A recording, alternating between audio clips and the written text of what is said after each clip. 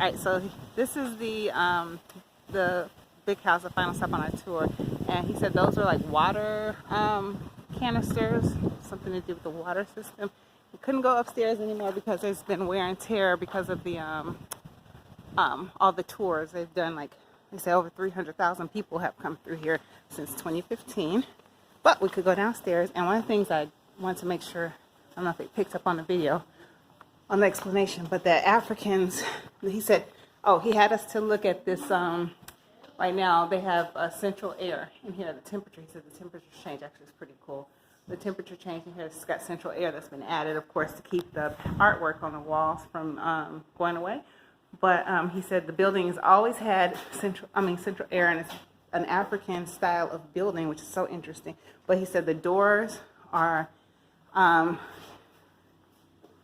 facing right, each other. These two doors are facing each other, built facing the lake or the water, and that there's two trees planted out in front. Those trees, there are two columns of trees that are planted out in front. Those trees direct the wind to this building and creates constant airflow, which creates the air conditioning. He also said that the leaf, the breakaway leaf furniture is also another African invention, and it had to do with being able to break the table down when it flooded down here, and being able to move the table upstairs quickly.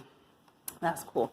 Another thing they talked about, if I can see this, was the this is a refrigeration system. It was some kind of an olive jar that was dug down, and the temperature down there is like 32, I think he said 32 degrees Fahrenheit, which is cooler than our refrigeration systems now. And that's how they kept stuff cold. Isn't that cool? Again, all kinds of African inspired engineering type things that people who were brought over from the continent came with that knowledge and that skill, basically.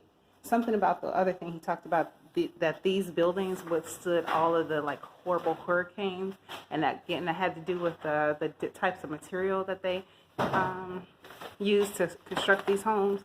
And our guy said that he would be more willing to stay in one of these homes during a bad hurricane than he would in the more modern modern buildings that are constructed today. And you have to think about it. These things are still standing after hundreds of years, and all of the hurricane seasons that they've been through. Pretty cool. Last thing he mentioned, this was later, I forgot what he called it, pigeon day something, but basically these are like pigeon coops. And pigeon was a delicacy at that time, and when you got a little bit of money, and they had two on this property, but when you got a little bit of money, you stopped eating chicken, you ate pigeon. That was a delicacy, but no longer one, I asked. Sydney, come on.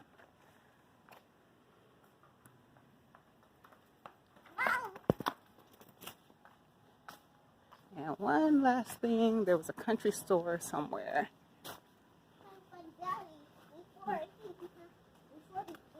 Maybe that's it. Oh, where is it? There's a country store somewhere. But anyway, he's saying something about the country store where during sharecropping times,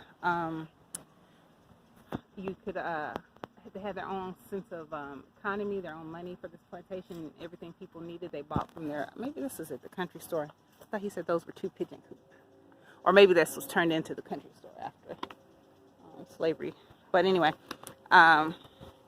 people could buy everything they needed, but they could buy it on credit, which is another way that people were kept enslaved during sharecropper time, because when it came to, at the end of the year, settle up, they were always in debt.